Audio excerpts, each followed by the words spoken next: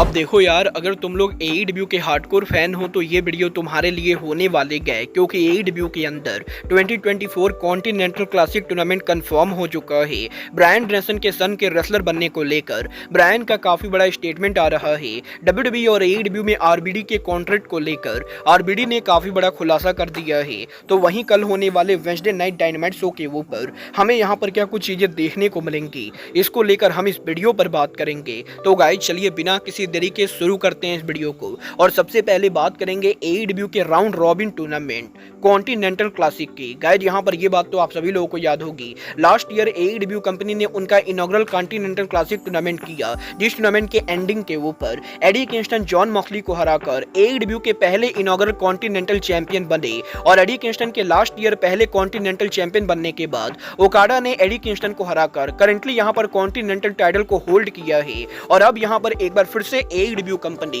2024 में इस टूर्नामेंट को वापस ला रही गए, जहां पर इस साल एईडब्ल्यू का ये tournament AEW next month start करने वाले गए। और अगले महीने यहां पर 27 नवंबर के ऊपर एईडब्ल्यू के 27 नवंबर के डायनामाइट शो के ऊपर ऑफिशियली यहां पर ये टूर्नामेंट दोबारा शुरू होगा, जहां पर इस बार इस टूर्नामेंट के अंदर पॉसिबली यहां पर काजुचिका ओकाडा इन्वॉल्व होंगे और पॉसिबली ओकाडा यहां पर टूर्नामेंट के अंदर उनके टाइटल को डिफेंड करने वाले गए। और ये देखना दिलचस्प होगा कि लास्ट ईयर यहां पर इनॉग्रल चैंपियन क्राउन करने के बाद इस साल आखिर कॉन्टिनेंटल क्लासिक टूर्नामेंट के अंदर चैंपियन का क्या रोल होता है और एईडब्ल्यू के अंदर क्या यहां पर इस टूर्नामेंट के एंडिंग के ऊपर रेन मेकर को हराकर एईडब्ल्यू का कोई नया कॉन्टिनेंटल चैंपियन बनता है या नहीं। वाल आप यहां पर कॉन्टिनेंटल क्लासिक टूर्नामेंट के लिए एक्साइटेड हो या नहीं, आप लोग मुझे कमेंट करके बताएंगे। बट गाइस चलिए फिलहाल आगे बढ़ते और बात करते हैं एईडब्ल्यू के इंजर्ड सुपरस्टार एडम कोल की। वेल गाइस इस हफ्ते एडम कोल के लेटेस्ट इंटरव्यू के अंदर एडम कोल ने उनकी इंजरी को लेकर बात की, जहां पर एडम कोल ने इस चीज को कंफर्म किया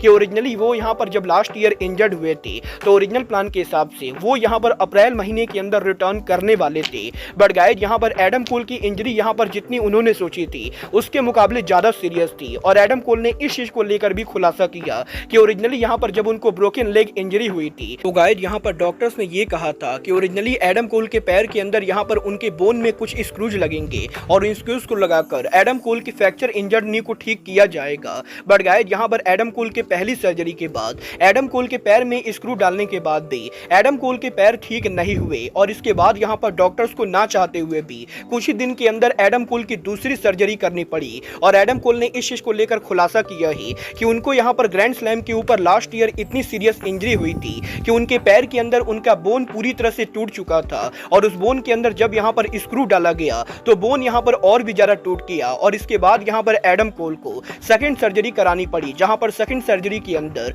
एडम कोल के पैरों के अंदर किसी और इंसान के बोन को डाला गया और दूसरे इंसान को बोन को डालने के बाद एडम कोल की सर्जरी यहां पर सक्सेसफुल हुई। और इसी रीजन की वजह से नॉर्मल रेसलर्स के मुकाबले एडम कोल को यहां पर रिकवर होने में ज्यादा टाइम लगा। बट अब यहां पर एडम कोल मेडिकल तौर पर पूरी तरह से क्लियर है और वो यहां पर एईडब्ल्यू के अंदर फाइनली यहां पर दोबारा से टॉप लेवल के ऊपर कंपीट करने वाले हैं। वाल अब ये तो आने वाला टाइम बताएगा कि एईडब्ल्यू के अंदर 2 साल में एडम कोल के दो इंजरी होने के बाद कोल यहां पर एईडब्ल्यू के अंदर इस बार बिना इंजरी के कितना लंबा चलते गए। बट गाइस चलिए फिलहाल आगे बढ़ते और बात करते हैं एईडब्ल्यू के फॉर्मर वर्ल्ड चैंपियन ब्रायन ड्रेसन की। वेल गाइस यहां पर रिसेंटली ब्रायन ड्रेसन के लेटेस्ट इंटरव्यू के ऊपर ब्रायन ड्रेसन ने उनके सन के रेसलर बनने को लेकर बात की, जहां पर ब्रायन ने इस चीज को लेकर खुलासा किया कि ब्रायन ड्रेसन की डॉटर यहां पर स्कूल के अंदर एक बहुत ही बढ़िया स्टूडेंट है और उसके नंबर उसके क्लास में हमेशा ही बढ़िया आते गए। बट वहीं सेम टाइम के ऊपर ब्रायन ड्रेसन का सन यहां पर स्कूल में पढ़ाई तो बिल्कुल भी नहीं करता है, बल्कि वो यहां पर उल्टा उनके स्कूल के अंदर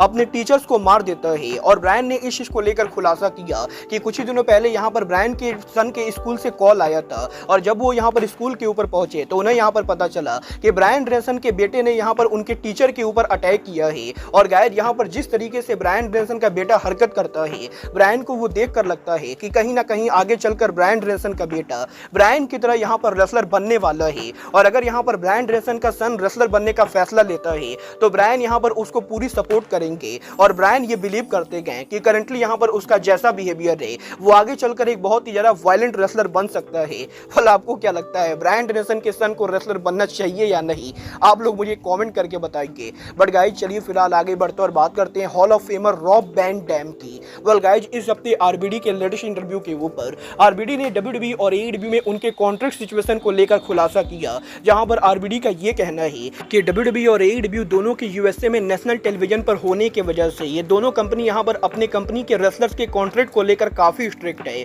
और डब्ल्यूडब्ल्यूई और एईडब्ल्यू ये मेक श्योर करते गए कि अगर यहां पर इन दोनों कंपनी के रेसलर दूसरे के शो पर जाते गए तो वो यहां पर ऑन कैमरा के ऊपर अपीयर ना हो, और अगर यहां पर वो अपीयर भी होते गए तो वो शो के ऊपर किसी तरीके से इन्वॉल्व ना हो। और क्योंकि एईडब्ल्यू और डब्ल्यूडब्ल्यूई कंपनी आज के टाइम पर एग्जैक्टली यहां पर एक दूसरे की राइवल ब्रांड है, तो इसीलिए अगर यहां पर कोई डब्ल्यूडब्ल्यूई के कॉन्ट्रैक्ट के अंदर है तो वो एईडब्ल्यू के कैमराज पर अपीयर नहीं होता है, और अगर कोई एईडब्ल्यू के कॉन्ट्रैक्ट के अंदर है तो वो डब्ल्यूडब्ल्यूई के कैमराज पर अपीयर नहीं होता है। बट यहां पर आरबीडी वो पहले रेसलर है जो डब्ल्यूडब्ल्यूई के कॉन्ट्रैक्ट में होने के बाद भी ना कि सिर्फ एईडब्ल्यू के कैमराज पर अपीयर हुए, बल्कि वो यहां पर एईडब्ल्यू के अंदर सेवरल मैचेज रेसल कर चुके गए। और गाइस यहां पर आरबीडी ने इस चीज को लेकर खुलासा किया है कि उन्होंने यहां पर आज से करीबन 3 साल पहले 2021 में डब्ल्यूडब्ल्यूई के साथ लीजेंड कॉन्ट्रैक्ट साइन किया था, और वो यहां पर अब भी डब्ल्यूडब्ल्यूई के लीजेंड कॉन्ट्रैक्ट के अंदर है, जिसकी वजह से वो डब्ल्यूडब्ल्यूई के हॉल ऑफ फेम सहित अलग अलग सेरेमनी पर जाते गए। बट गाइस यहां पर आरबीडी ने जब लीजेंड कॉन्ट्रैक्ट साइन किया था